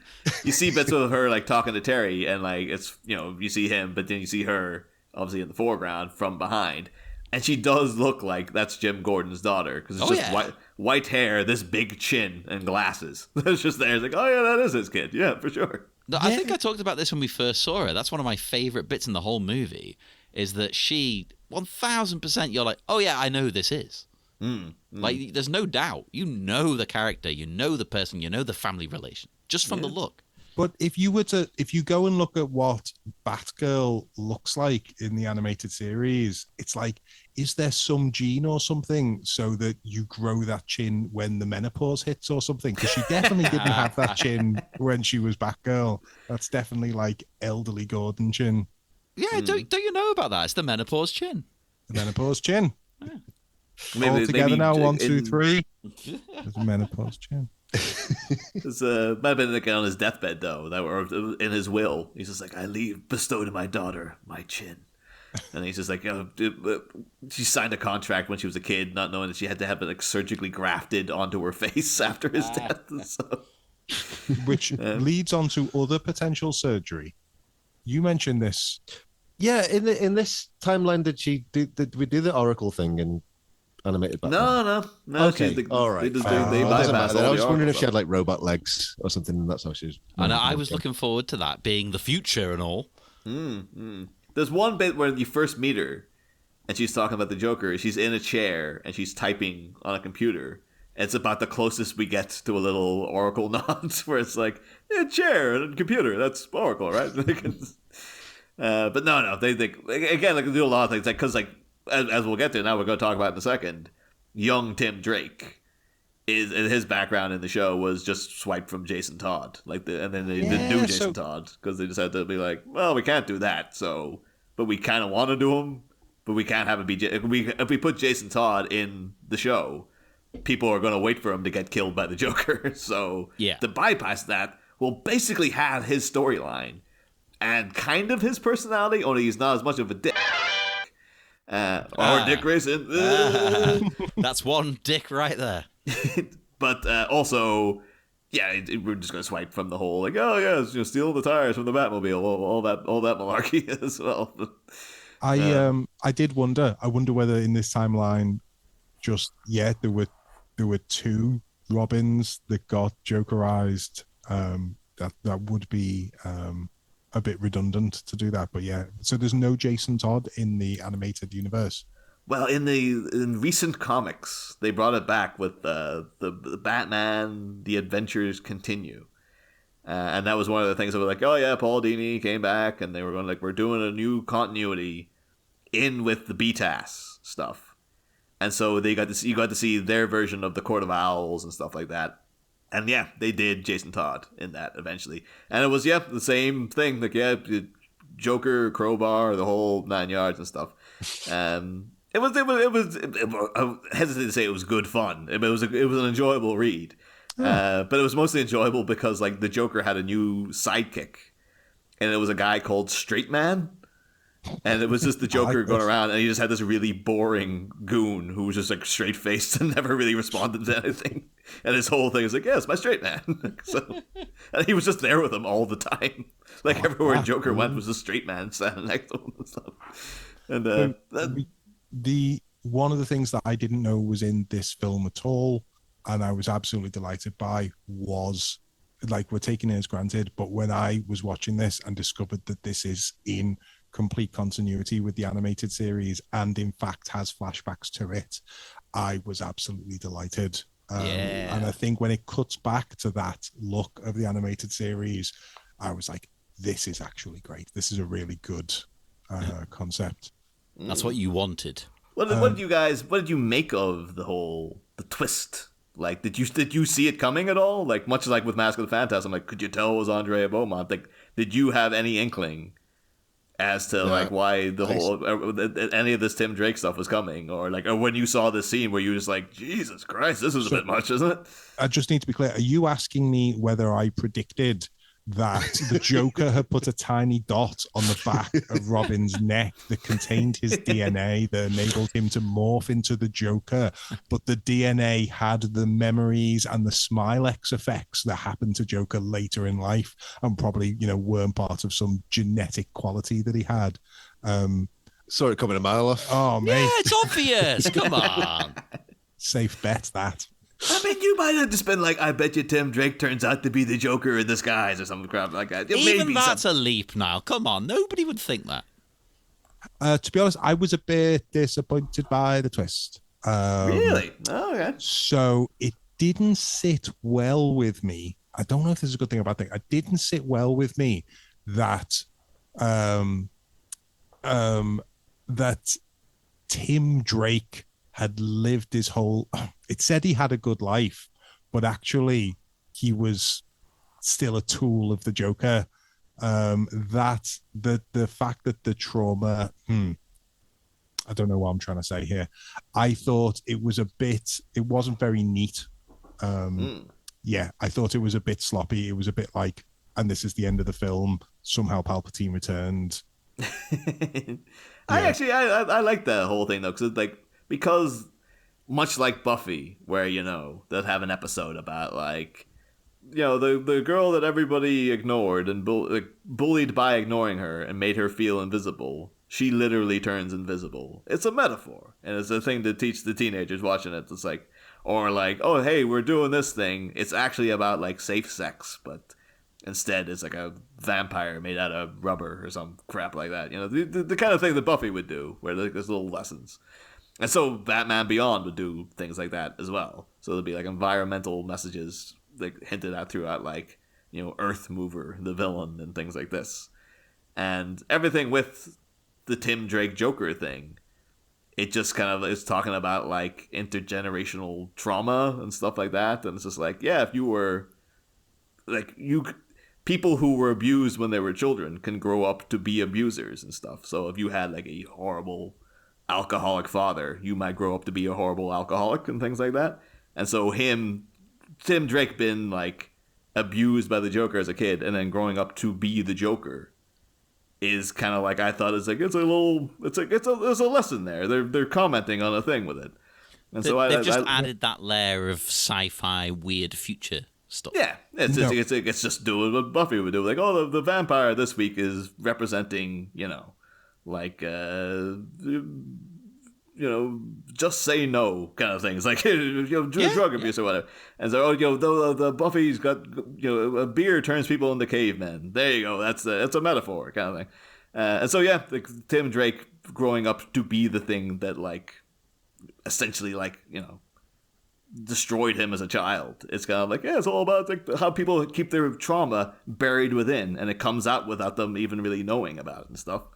It's like, yeah, I think they do a really good job with all that myself. But that reading of it, for me, that seems it's more the reason why it did sit well with me. I am now able to articulate thanks to your analysis of it, which is it sits in the same brain slot as it doesn't matter that Han Solo and Princess Leia were goodies. They created a kid who went on to be a mass murderer. And so it undermines everything good that we've watched them do throughout the series, because it actually would have been better if they hadn't done any of that. As so long as they didn't meet and have that kid, because that kid went on to become a mass murderer. So we can't really think of them as goodies, because their actions created incalculable carnage. And this similarly undoes the good that Batman's done, because it would have been better for Batman to have not done any of it, because his actions in taking on children to fight crime led to an evil person being created. So that's just all Batman, though, isn't it? It's always in a grey area, and he always shouldn't really be taking kids out to fight crime and stuff. That's always coming up. It is a bit weird. Let's be honest. Getting children involved in it. I think then you could weigh that up though, but like, oh yeah, but how many people does this? I guess this Joker does come out with a giant laser beam, and like he probably does kill at least 50 plus people with that laser beam. I mean, if you think it's chopping through what is like a mega city one of overlaying skyscrapers and roads, they're all hover cars though. Maybe everyone was fine. But maybe Batman, on the other side, he saved more people than that by being Batman, so I could just mathematically it totally evens out. Unless, Batman explains that to a judge. You can't think like that, like with, you're saying with Leia and Han. They don't know what's going to happen in the future. You can't live your life for that kind of thing. You don't know your child's going to become a genocidal maniac. They tried to raise him, right? Yeah. Yes, it just takes something away from me as an audience member. I can't enjoy their good deeds knowing what it leads to. And I feel like that is the similar thing that I got from having Batman's actions create a villain further down the line. It's although get into all that the business of Batman taking in little kids to fight crime, though we do get the beginning of this big old honking flashback here now. And I have to bring up a thing now because, ironically, it's the only opportunity we'll get to talk about it, I guess, is that we see Tim Drake as young Robin, like properly, like, because, the Dick Grayson in this show was like, oh yeah, he's like 19 or something, and 20s, like off in university half the time. This was all kind of a sort of studio remit thing when they were bringing back the show and revamping things, and like, we're bringing in a new Robin and all this kind of stuff. I think they always had the thing of like, oh yeah, I'll have Dick Grayson be college age, so like when we can't be bothered with him. Like, we can't be bothered writing him in. We'll just say he's away. So, like, with Mask of the Phantasm, it's just like, yeah, Dexter's not here. He's off doing something else. Whereas then when they brought it back, it's just like, we want to be more family-focused and stuff like that. So, if Batman could have, like, a kid around and Batgirl's there all the time, and it's much more about, like, the Bat family, like that kind of thing, that would be great. That's what we were kind of aiming for this time. And so they went and did that, and that's why you got, like, little boy Robin in it. How old do you think is he maybe supposed to be about 5? I think he's supposed to be 13. 13? Apparently he's supposed to be 13, yeah. No, come on. They did say failed in 5 their as a mission joke. then. Yeah. Well, what age did you think he was? Like, literally 5? Me, I would have said 9. Really? Wow. 9? Oh my god. Oh, actually, I know he's supposed to be 13 because he's voiced by a kid called Henry Rollins. This is Henry Rollins himself back reprising his role as Every Robin. bit part in the movie is Henry Rollins. But no, it's a kid called Matthew Valencia, and I've listened to an interview, and he's just like, yeah, I turned 13 the day I got the role, and they told me he was supposed to be 13. So I was like, oh, well, there you go. They just said that to make him feel good. But weirdly, even though we see Robin later on in the movie, it's not Matthew Valencia doing his voice in those scenes. So this is our only little snippet to talk about Matthew Valencia, because like once he gets hammered, that's him out of the movie. Basically, wow. he gets these 2 lines, and yeah, he was basically listen to an interview with him. He like briefly describes like what his whole deal is, and apparently when he was born. At 14 months old, he won Cutest Baby at the county fair. Oh. Put up by his grandmother or something. And then immediately after that, the people from David Letterman came looking for him. What? And they wanted him to play Baby Al Capone in a sketch with David Letterman. I've tried looking for the sketch. I can't find it. If I find it, I'll post it in the listener's cave. We're doing an episode all about that. It does feel a little bit like untoward, though, of just like, oh, get us the cutest baby from that county fair, because we want a good looking baby to be on playing Al Capone. We can't just find any baby. No ugly baby. No. And yeah, from that then he went on to do like adverts and things like that, et cetera, et cetera. He was in Lawnmower Man 2 Beyond Cyberspace, Everyone's favorite.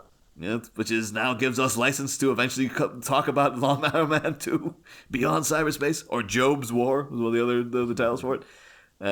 Ash, you strike me as a man who might have actually watched Lawnmower Man 2. I've definitely seen it, but I can't remember anything. It is unbearable. Lawnmower Minute coming soon. It is like the first Lawnmower Man I have kind of a soft spot for. Lawnmower Man 2 is like diabolical. I Like, remember hating it, but that's all. it's full on hot garbage. Like it's just nothing redeemable about it whatsoever. One of the quirky choices that they didn't have to make, but it's a nice touch, is that I think they only do it during the flashbacks, like peak Bat Family era, is that when the heroes are you only see them as a shadow. The shadow is actually their emblem, more than it is a realistic what photons would be obscured by their silhouette, you know? So you see it with Batman and you see it with Batgirl when they swing at people, their shadow is just a bat symbol. I think they're doing it again with Robin here, but I can't quite tell what the shadow is supposed to be. I don't think the shadow is supposed to be The massive R. a massive R, indeed, yeah. Well, I mean, that would be, I don't know if it almost looks like a fighter jet, but it could just be a more bird-like, a slightly more bird-like shadow than what it would be if it were just his limbs and a bit of rope. Yeah, bird-like. I think you're onto something. Yeah. I do kind of wish though they just had him quite as really much. contorting midair so he could make an R everywhere he went. Because that'd be like a little kid thing to do as well. It's like, yeah, I'm Robin. Like I'm selling it, right? It's kind of like a lowercase. Oh no, it's like a plane. It is like a plane. I think it's like a plane, yeah. It's got a fighter jet thing. I don't know why they've gone. It almost looks like he's a little mini Superman though. Like he's got the arm outstretched and stuff like that, like the cape flowing behind him. Maybe he's just he'd hang around with that Clark Kent too much, quite frankly. So then he sees it's hero time, and he swings down into the alleyway, takes out the two goons, and then... I mean, if he was 9, he wouldn't be able to do that. No, that's definitely a 13-year-old. Yeah.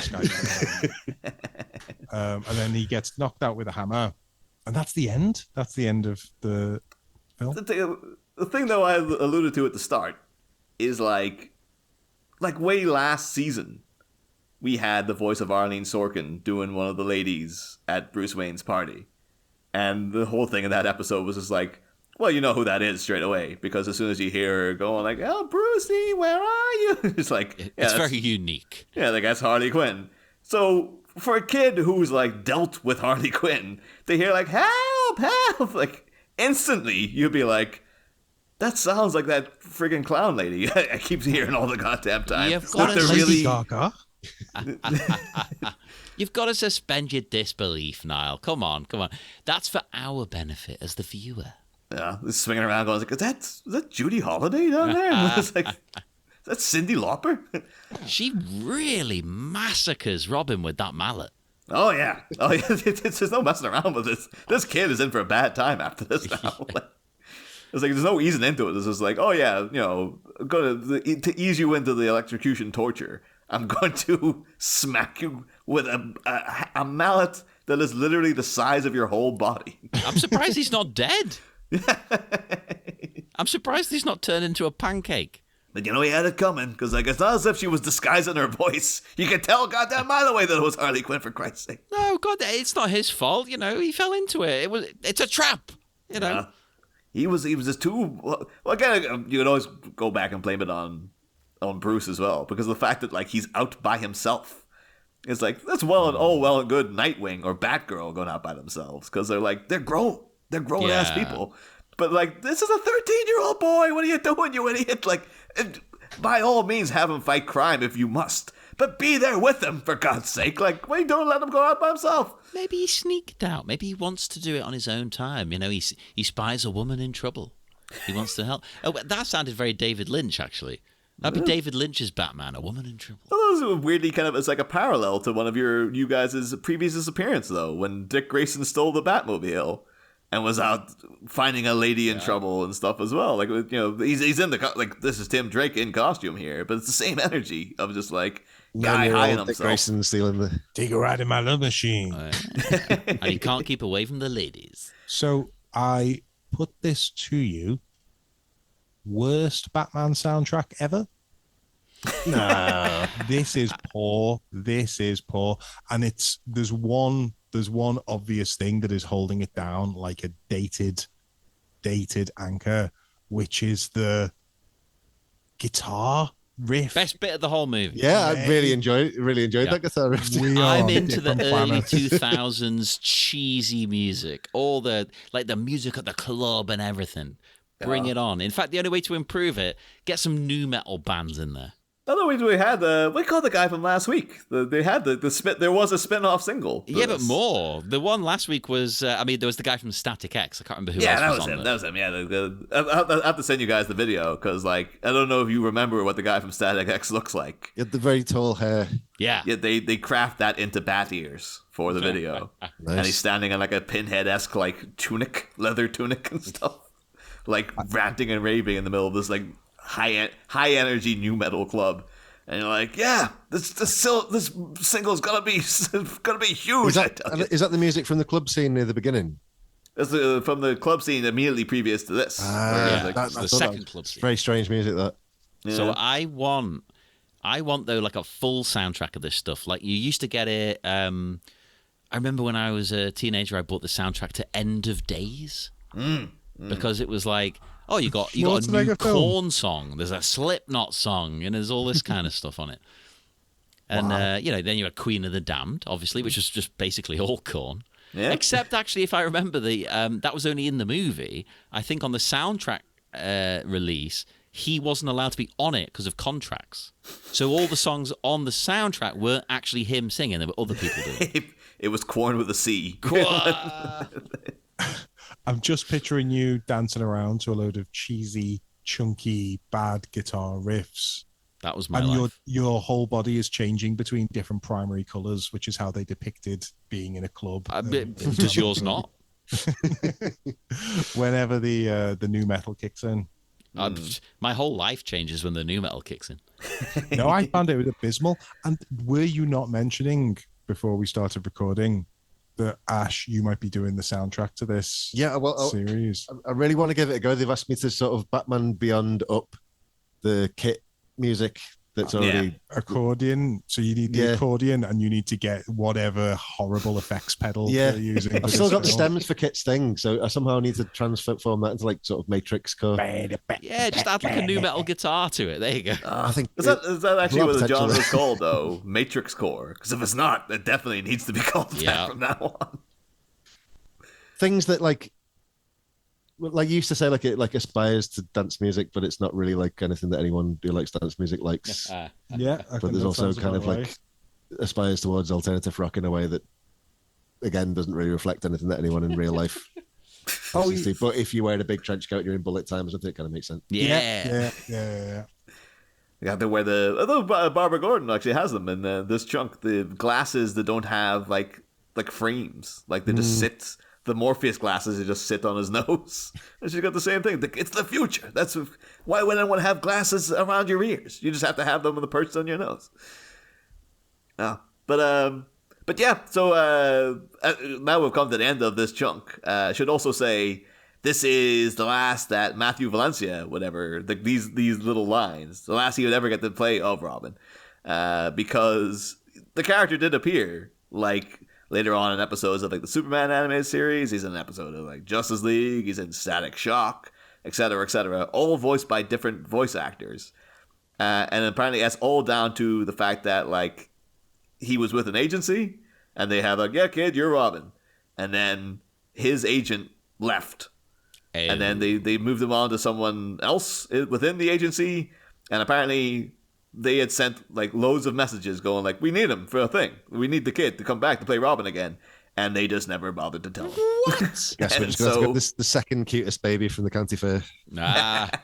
They keep ringing up to offer him more Batman roles, and the agent's voicemail just goes, leave a message. But you must that must be devastating though, as like a little like as a teenager. But like, yeah, I'm Robin and stuff, and then like watching TV and seeing your part show up. And be like, what the hell? Like the voice, because apparently he did have to like directly call them to be like, why didn't I get a call about this? And they're like, we left you multiple messages. Like, you're out, you're gone, man. We already replaced you. And it's just like, too bad. So, and it's all just because of his agency was a bit crap, and they just sort of chopped and changed, and like they left an email with someone, that someone left, and no one else bothered to answer the email. So he was robbed. Yeah. Is there a less sad way of ending this episode? Nope.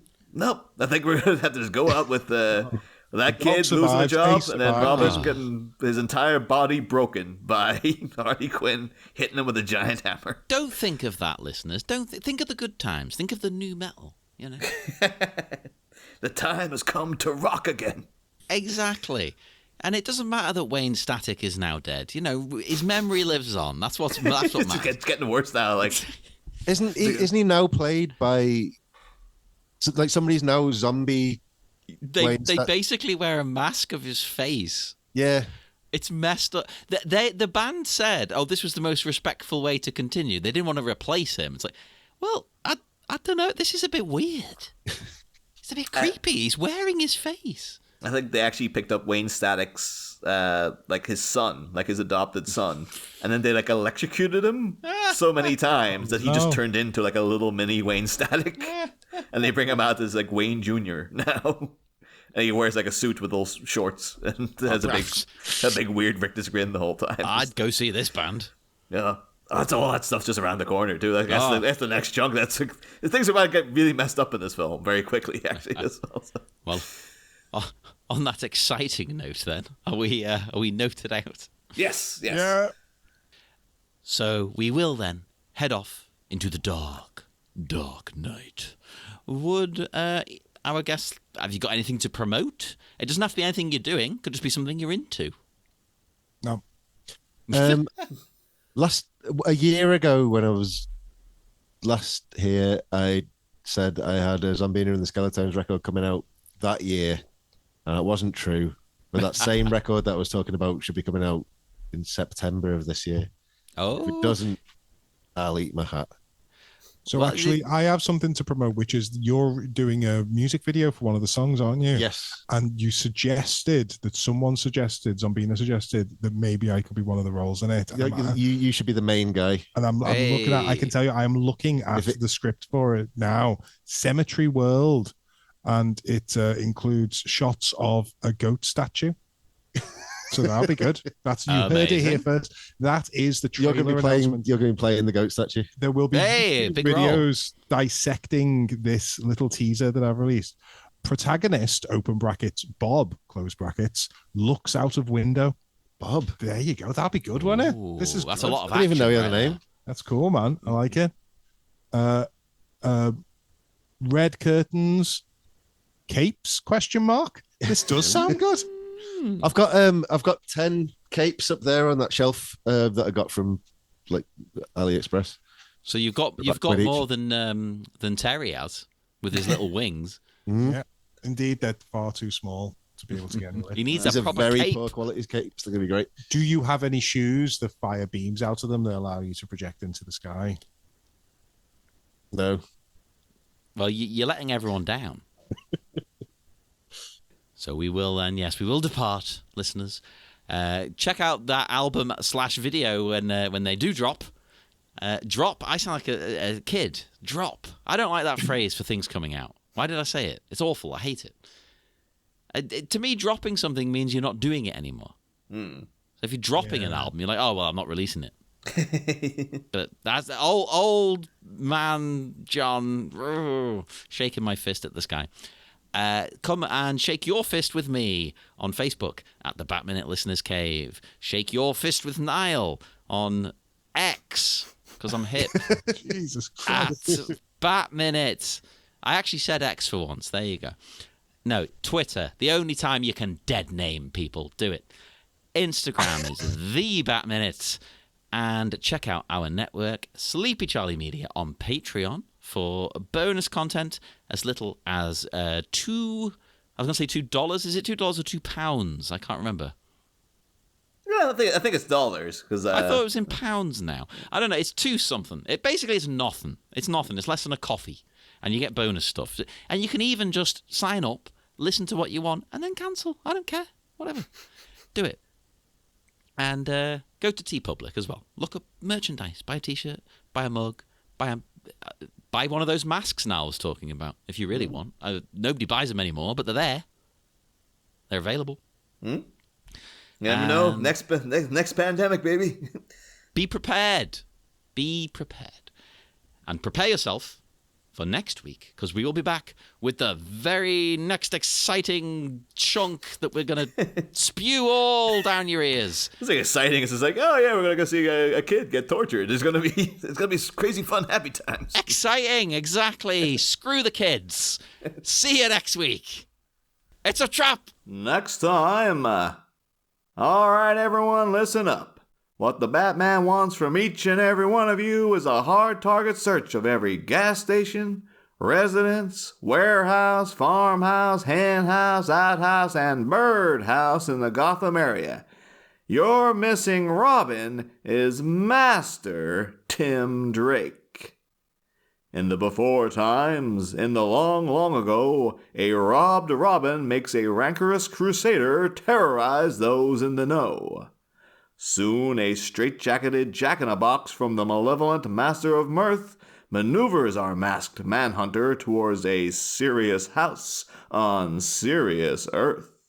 But as our heroes hop over to the homicidal humorist's new horrific homestead, they're met with a vicious reveal that fills them with dread.